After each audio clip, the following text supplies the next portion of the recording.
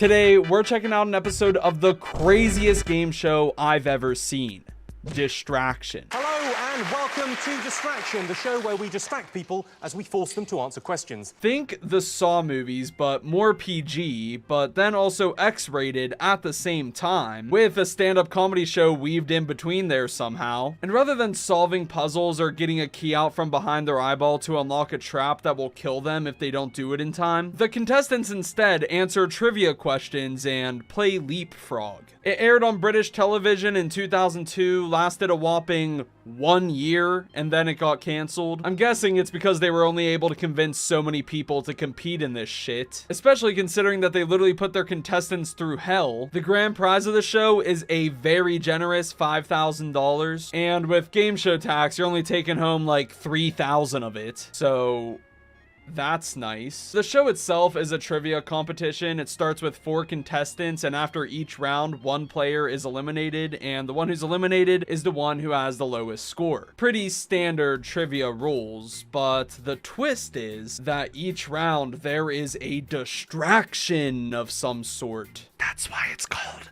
Distraction. And as we watch the show, you all will see exactly what the producers of the show's definition of distraction is. Because I'll tell you right now, it is not at all what you're thinking. The host of the show is British comedian Jimmy Carr, and sometimes throughout the show, I really think that Jimmy just completely forgets that he's supposed to be hosting a game show. So instead, he just starts performing stand-up comedy, which, you know, I get it. You're a comedian, that's your thing, and you're hosting a game show. It's hard to remember that you're supposed to be hosting a game show. Really hard to remember. Welcome to Distraction, the show where we distract people as we force them to answer questions. A bit like the American troops in Iraq. Good one, Mr. Carr. You're a very funny guy. Now, listen, we have about time for one more joke, then we gotta get the contestants on the stage. They've been waiting back there for a long time now. Saddam Hussein is being handed over to the Iraqi people, and the Iraqi's new foreign minister has promised him a fair and unbiased trial, followed by an execution on July the 1st. So he's pretty confident about the result then. I think it's all been a tragic mistake. When they said Saddam we need to get the contestants out on the stage. They meant to say he had a bomb, 2 rifles and half a box of ammunition. No, I don't. Of course, we're helping America in Iraq, Is this messed just up? like they Can we get a helped check on us that, in please? World War II. Except we didn't turn Oh, up okay, 2 so they years late do work. and then He's claim just all the ignoring glory. me. Cool. They say people Good to argue know. just so as they can make up again. Call me cynical. I don't think that's what's going on in the Middle East. Hello, Jimmy, do I need to remind you or something, all right? This isn't one of your stand-up comedy shows, all right? You're actually here for a game show gig. You're being a game show host, so... Suicide attacks are on the increase, and something needs to be done. I personally think what Baghdad needs is a branch of the Samaritans. Sure, some of the bombers are genuine, but most of them are just cries for help. You know what, guys? I'm sorry. I just can't do this show. I think I'm done with this, unless we can run up a new host. But then again, we already put all our money into advertising for this host, so yeah, I am done.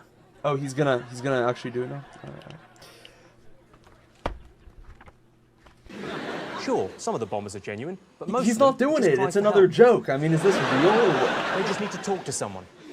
Well, I need to talk to someone now, so let's meet tonight's contestants. Finally! Holy shit!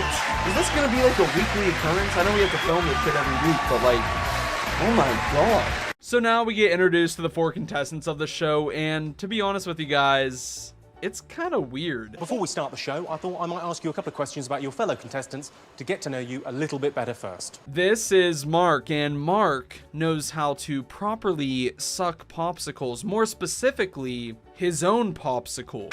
Any chance of a demo this evening? I might be a bit nervous, you know. You can have a go on mine. Did you spit or swallow? This right here is Nina, and this one time she went skydiving with no clothes on. Was everyone else in the plane naked? No, there was just me and him. Just me and him, and then the driver, but he was dressed. The driver?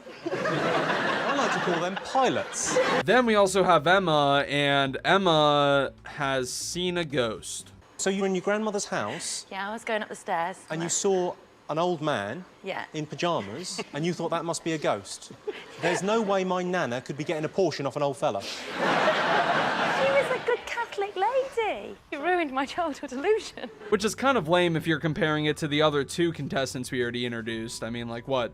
You don't do anything naked? You just Seen a ghost before? Whoa. Last and certainly least, we have Damon. Damon's little fun fact is the fact that he once stole a pair of Daniel Bedingfield's pants. Why did you steal these pants? Because I could. Now, I have no idea who Daniel Bedingfields is, but he made this song, which I also don't know, but maybe someone out there does. And if you're that someone, then just know that Damon here stole a pair of the guy who sings that song's pants.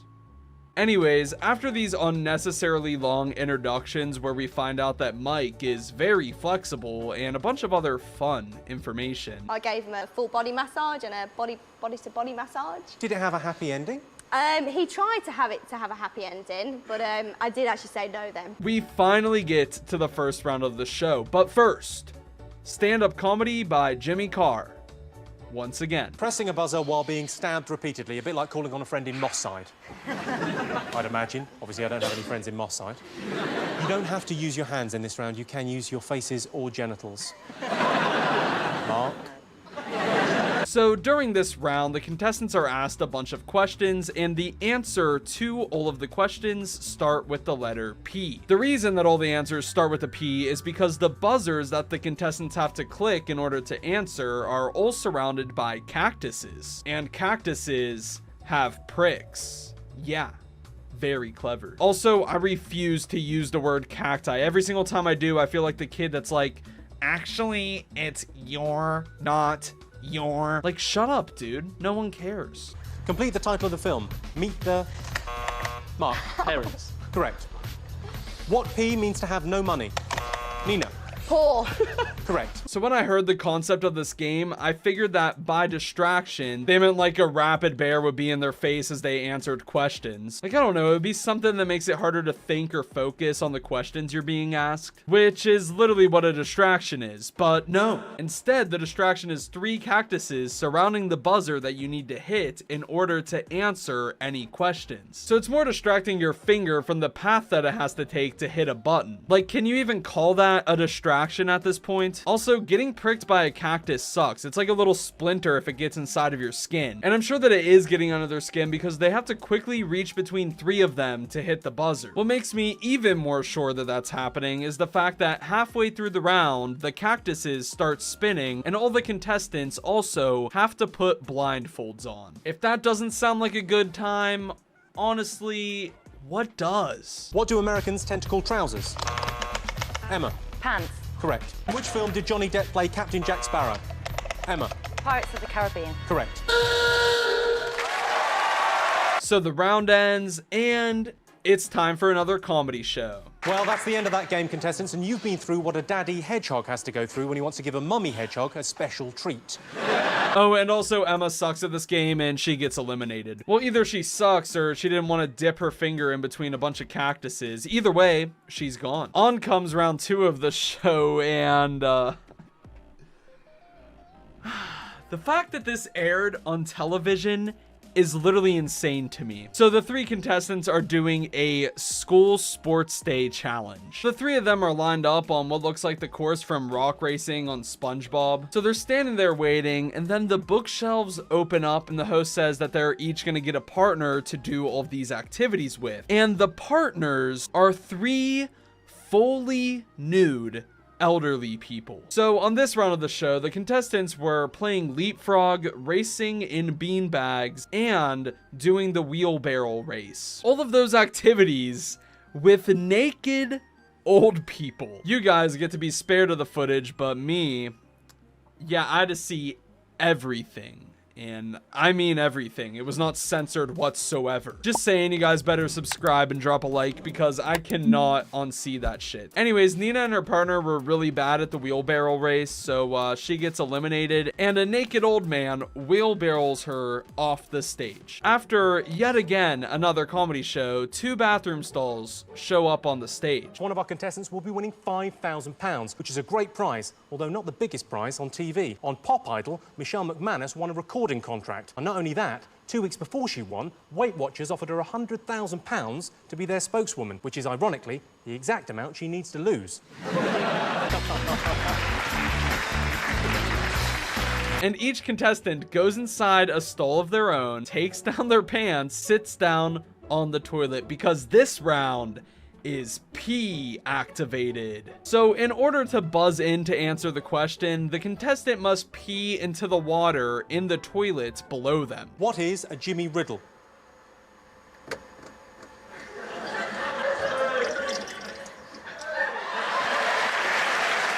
Mark, a piddle.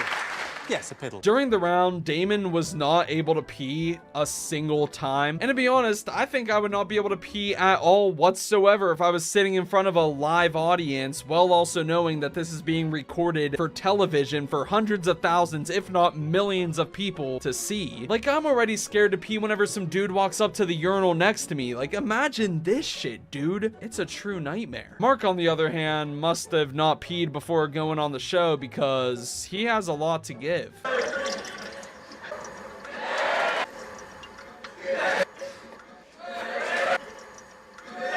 And yeah, Damon gets eliminated because he couldn't go pee-pee, and they just take him off the stage while he's still sitting on the toilet, and for some reason the whole time he like keeps looking down, which is like weird because he's not wearing pants, you know, he's just sitting on a toilet, he just keeps checking his shit. So now all we have left is Mark, and it's time for the final round. Out comes a table that has 5 toasters placed on top of them, each toaster filled with $1,000. Jimmy comes over and sets all of the toasters onto toast, and in order to stop the money from burning, Mark needs to answer questions. For each question he answers correctly, he gets to take the money out of one of the toasters. If he gets a question wrong though, the money just stays in the toaster until he finishes the last question. Now the whole time, Jimmy is just taking his good old time with the questions, and on top of that, he keeps going off topic and talking about the most random shit ever, or he just starts talking about how the money's burning, which no shit. And overall, Jimmy doing this just kind of ruins the suspense of it all. I kind of felt like he was just being a total dick, but also at the end of the round, he gets to save all of the money anyways, and the money never really burned that bad. You can see it laying on the ground there, and it looks okay. You know, there's a couple little burn holes in them, but it seems like all this money is still usable. We never get to hear how much he won, but I'm guessing he won the top prize, which was $5,000, or it was actually 5,000 pounds. But I mean, there's only like a $200 difference between pounds and dollars, so whatever. I mean, at the end of the day, he's only gonna get to take home like a fraction of that. So like, was it worth it? I don't know. Let me know if you guys would do this for just around 3,000 bucks. In conclusion, if you enjoy getting pricked by cactuses, playing leapfrog with naked old people, pissing in front of hundreds of thousands of people, and putting money in a toaster, then I guess that this is the show for you. And you can't go on it because it's canceled 20 years ago. Yeah, bye. Haven't seen enough? I got you. Check out this video right here. I'll see you over there.